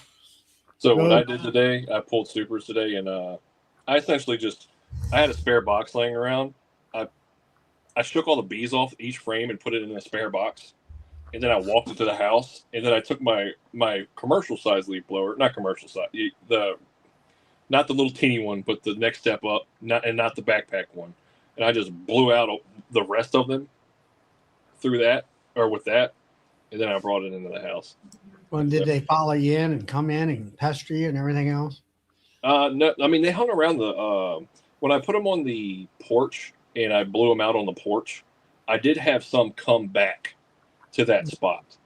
And I got some bees on the back porch here in the house right now, but he was all wound up. I said, that ain't nothing compared to last year. Last year I had pounds of bees in my house because, you know, the robbing was just like a frenzy. Yeah. So like I said, I did 2 hives. I checked 4 hives today, and I got 3 deeps and 2 mediums, supers off. And I had to do 2 hives at a time because when I got back with the second hive, there were so many bees coming back to the porch. I had to stop for like 20 or 30 minutes, let them go away, and then I went back and did it again. But you have a truck or anything? I can go get my mom's truck, but I mean, that's where I have extra lids, you know, where I put a telly cover put the lid on the bottom. Down.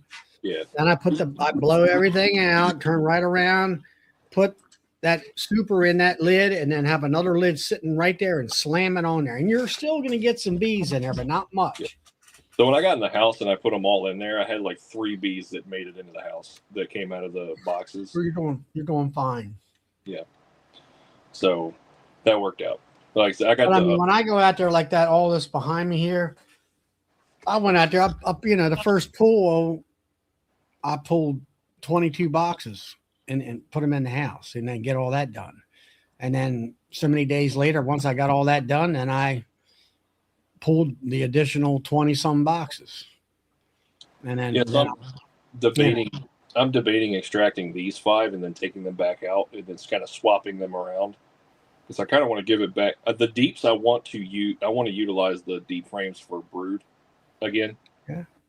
And I mean, what I did was I've got a forklift here. So I put a pallet on the forklift, and I come up to the back porch here, raise the pallet up to the top of the railing, and I stack about, well, you can get as many as maybe eight medium boxes on there that will turn up on their ends, with the frames going up and down like that.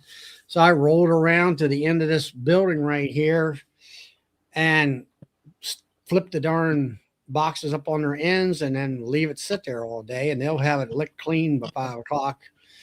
And then I go back up there and flip them down and take them down here to my freezer, and they're done for Yeah, the year. The deeps I was gonna like kind of mix back into the other hives, the deep Yeah. grain piece, and like let them fix them up and reuse them for brood. Yeah. The mediums I kind of want to set them to the side, let them clean them out. I want to see if I can actually capture something in the fall flow.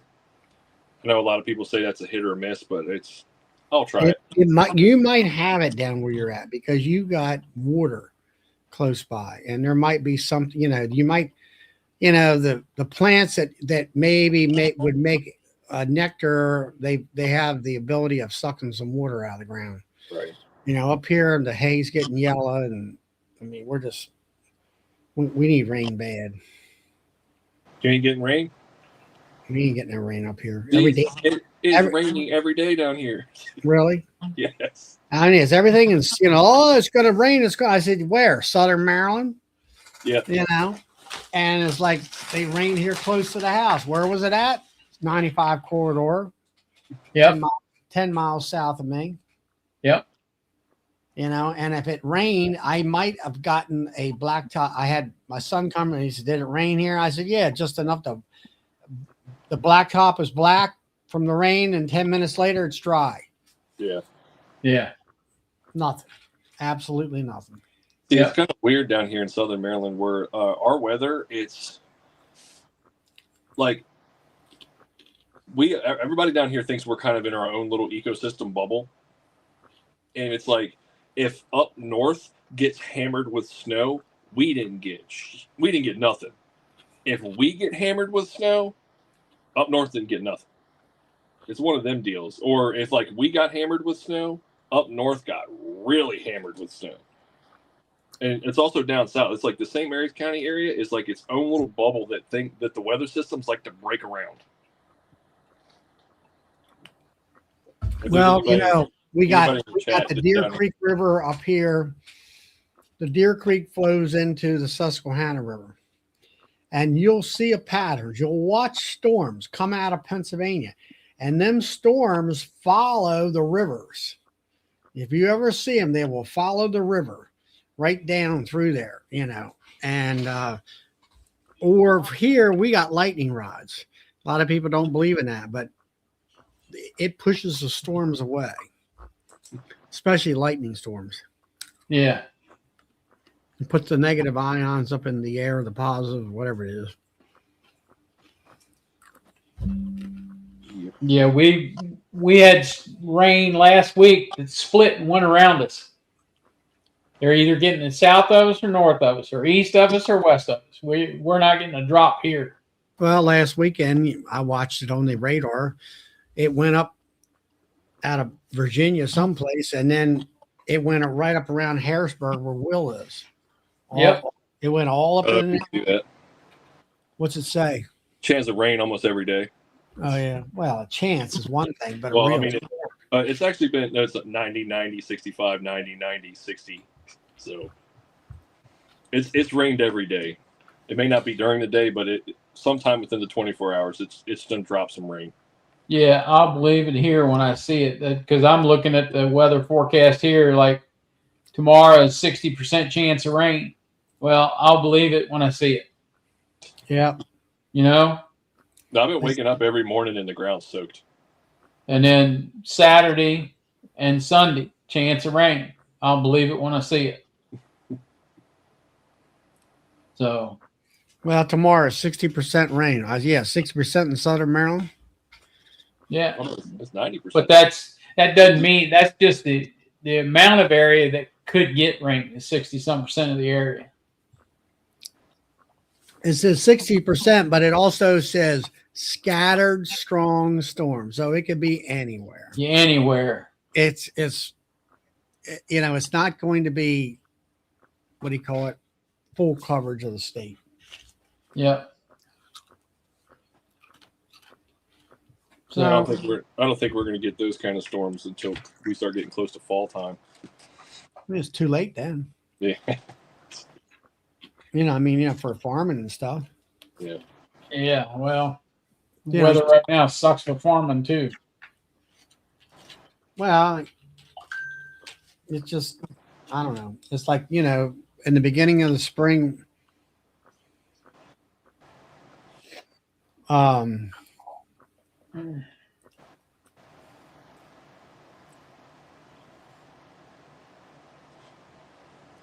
they say that was it the summer showers that we get kind of dictate what happens with the goldenrod blooms in the fall? Yeah, yep.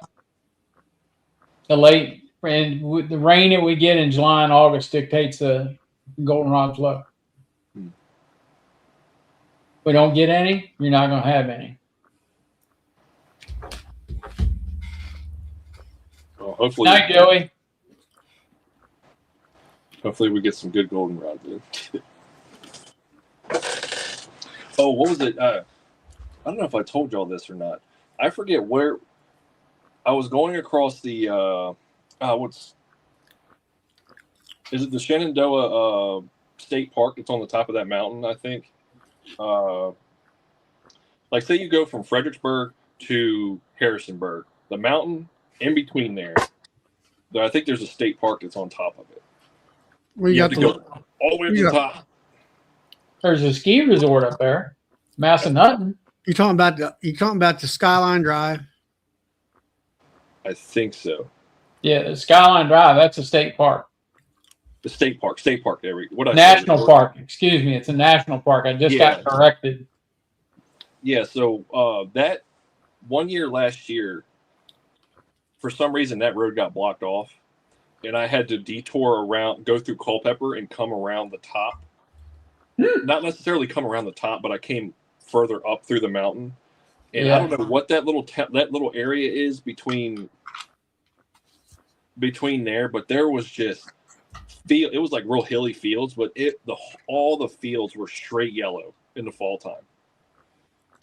100%. It was like 100%. I don't know if it was some kind of crop or whatever. But Yeah, it's probably soybean, because when you come out of Culpeper, right, and you're coming up towards Skyline Drive, right, that's 522. 522 runs into 211 at Little Washington. Little Washington is a little mountain town. It was a little town that I went. I liked it. It was a pretty like cozy little town that I drove through there. Was that all the farms that were there? The fields were just straight yellow as far as you could see. Yeah, that was soybeans. Is he coming up? Is he coming up through the over the mountain there, like when you come over to Luray? Yeah. So when you go up to the top of the mountain and you start down, you come down into Luray. And Luray is a big farming community as well. I want to say it was Sperryville where it took me through to Luray. Yeah. Sperryville, Little Washington. It's the same place. It's the same little town. Little Washington is right there where that little bridge crosses right there, and that bit of a town right there. And Sperryville is like a half a mile up the road where the firehouse is. That's Sperryville. Yeah, I just zoomed in and I see the store that there was like a little the corner store, Sperryville corner store that I saw. Yeah, I see that up there. That's it. Like I said, it was a beautiful site, and I thought it was all goldenrod at first. I was like, "That is all goldenrod." No, it's soybean. Yeah. Well, you say you're going into Burial. That's on 340. No, Sperryville. S-P-E. Sperryville. Oh, okay. Yeah. So if you know where Luray is, it's like on the other side of the mountain. Yeah. If when you go through Little Washington and Sperryville, if you blink, you'll miss it. It was little, but I liked that area. I really liked that area. And I was thinking about moving to Virginia.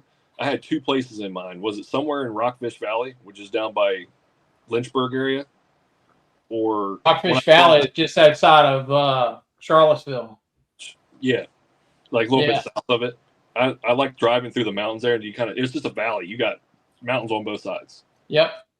And I love that. But then like when I drove through Sperryville, like just getting to Sperryville, I liked the scenery that was out there. So I thought about that too, and I was like, it probably the closer I get to Northern Virginia, the probably more expensive it is. Hey, you got to have this to live in Sperryville. Yeah, probably. That's what I was thinking. There's a Yeah. lot of big farms over there. Yep.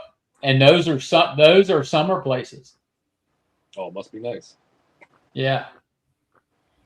That's what I was saying. It's probably the further north I get in Virginia, probably the more expensive it is. Yeah. Further south you go, the cheaper it is to live. Yeah.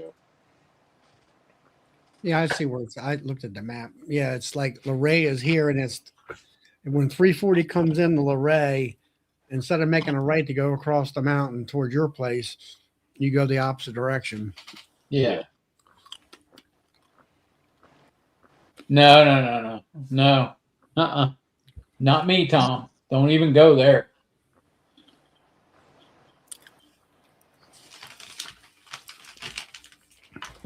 So He's about an hour away from it.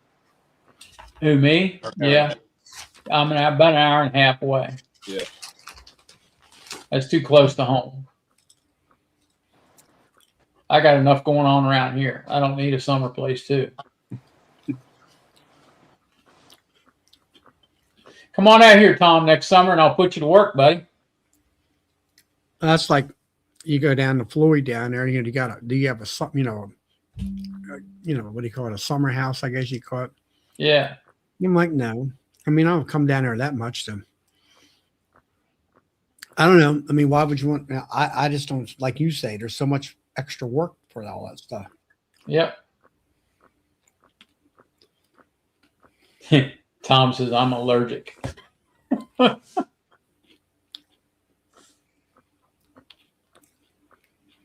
No.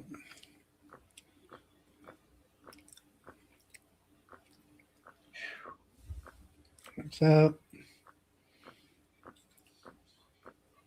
I got my second treatment on this week. It's been a nice week for temperature wise. It looks like it'll be a good weekend, so I'll be able to put the third and final treatment on. Well, good. I'm glad it's all worked out for you. Seems to be.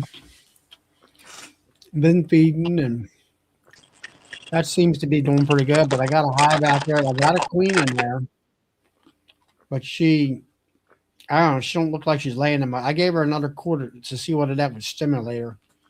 If not, Yeah. I think I'll just, she's got like a shotgun pattern per se. Well, at least she's laying. That's the important part. She's laying. And I don't know. I might just pinch her and take one of my nukes that I had there, an extra queen, and drop that whole nuke in there. Yeah, you can do that too.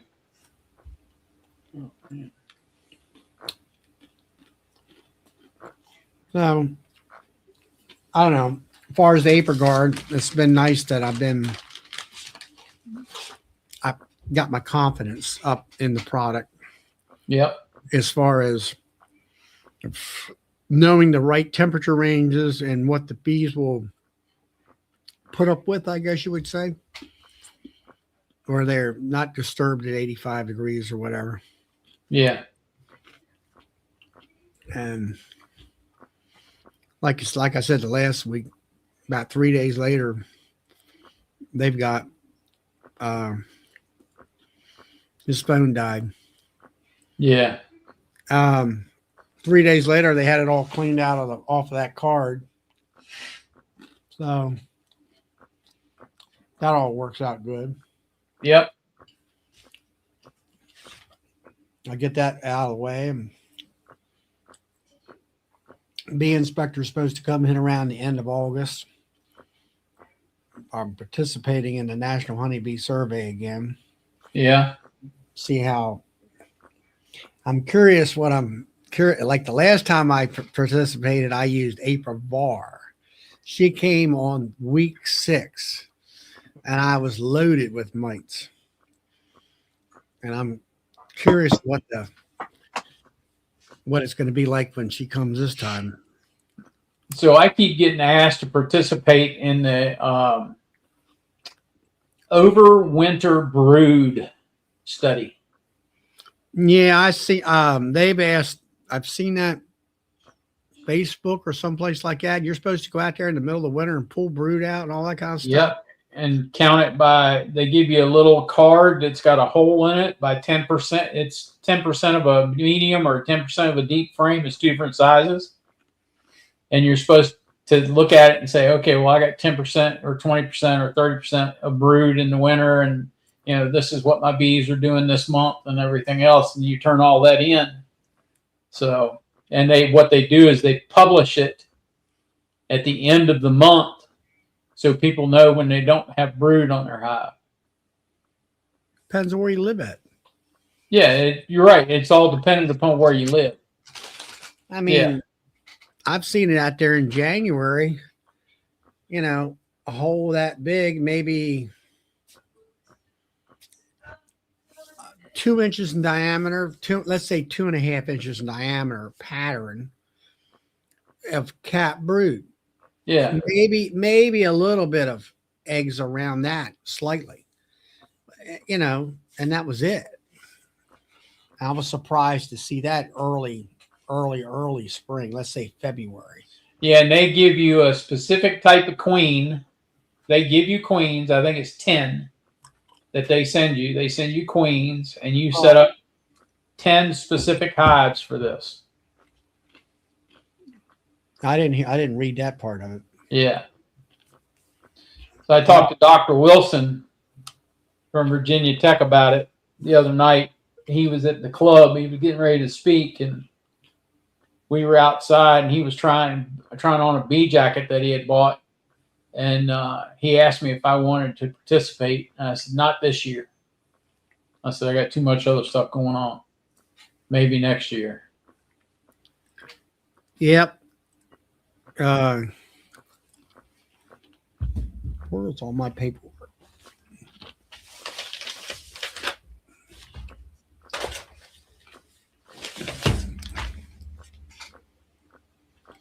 Yeah, Dave.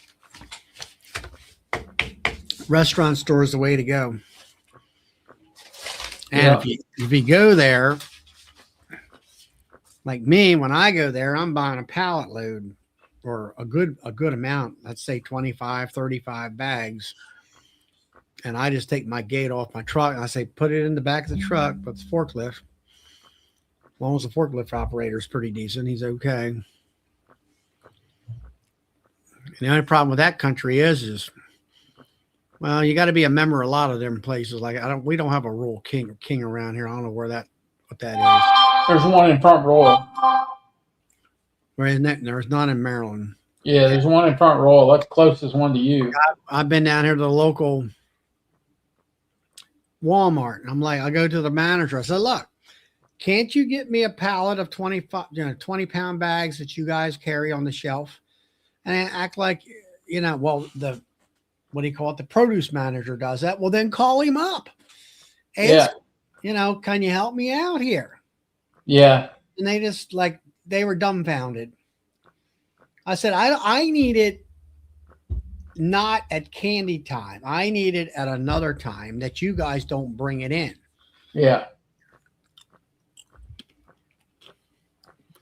Yeah, the Winnebago's gone. Yeah, remember Sanford and Son got that. Got $200 out of that thing too. Oh my gosh. Did they drive it away or pull it away? No, they put it on the rollback. Oh, okay.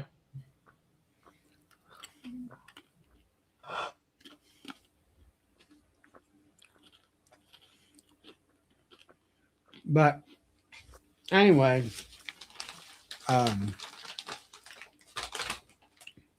I've been, like I say, utilizing the Pro Suite I got from you. That works quite well. Convenient. Main thing of it is you can put it on the hives. They can't smell it, and you don't incite any robbing pressure. Yep. And all.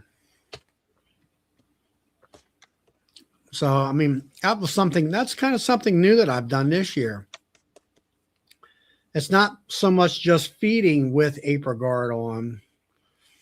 It's the fact, and I got to thinking about it. I had one nuke out there Sunday. It was this one nuke that was an extra that had it was a queen that I had made, and you pull a frame up, and it the hive in it itself looked dry. You know what I'm saying? There's no burr comb with a little bit of honey in it or anything, and I'm like, okay, there's a dearth on.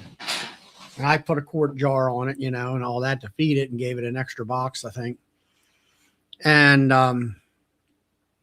but what I'm getting at is that here it is July, and then August is also a dearthy type month for us. And it's like, putting a quart jar, one time I put like top high feeders on. Well, that's too much at one time.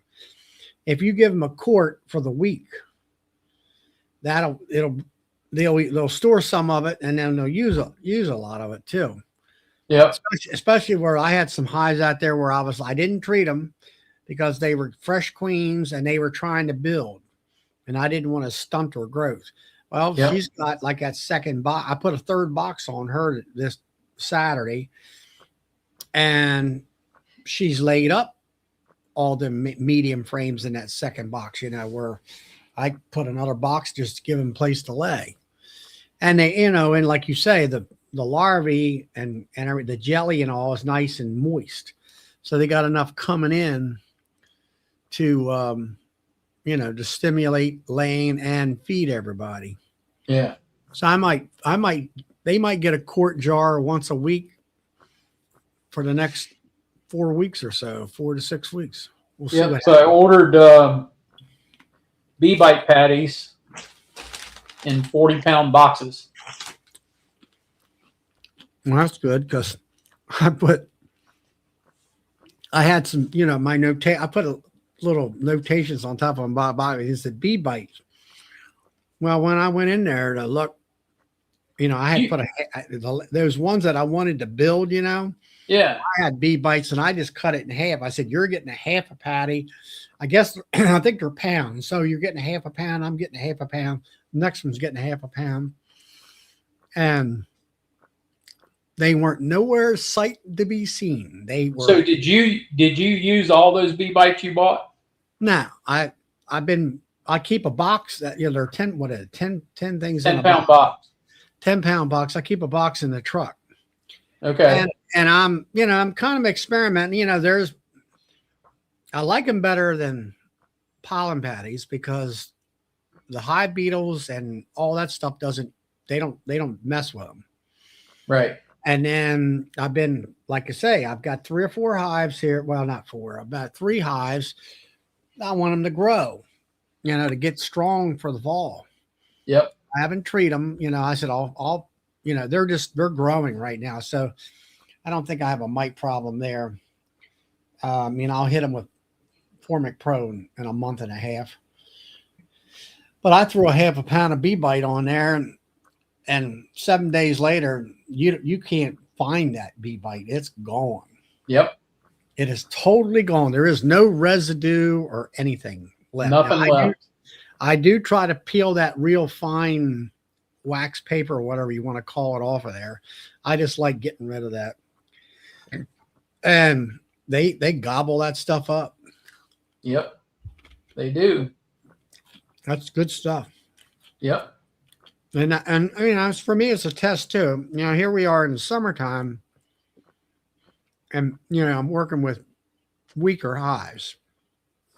They're not all getting it. They all don't need it. It's these weaker hives I want to give it to them. And then I've used it. What was it? In the spring, early spring, along with some pollen patties. I don't know. See, I had some pollen patties. And I think it depends on the time of the year. Yeah. Seemed like they liked the pollen patties maybe a little bit better than the bee bites in the springtime. Yep. But then now where they're doing brooding and nutrition is not really coming in that much, now they're liking the bee bites better. Yep. Well, Charlie, I'm going to shut this thing down tonight. Yep. And I got to get cleaned up. Yeah, I gotta go to the doctor tomorrow, and I gotta go to the doctor Wednesday. So Thursday night is Keith, and I believe late night is not on this week. No. And then Friday night is Charlie's show, and Saturday night is Joey's show. So I'm sure you'll see me somewhere else along the line as well. So All right. y'all have a great week, and be safe in the bee yard. Good night. See y'all.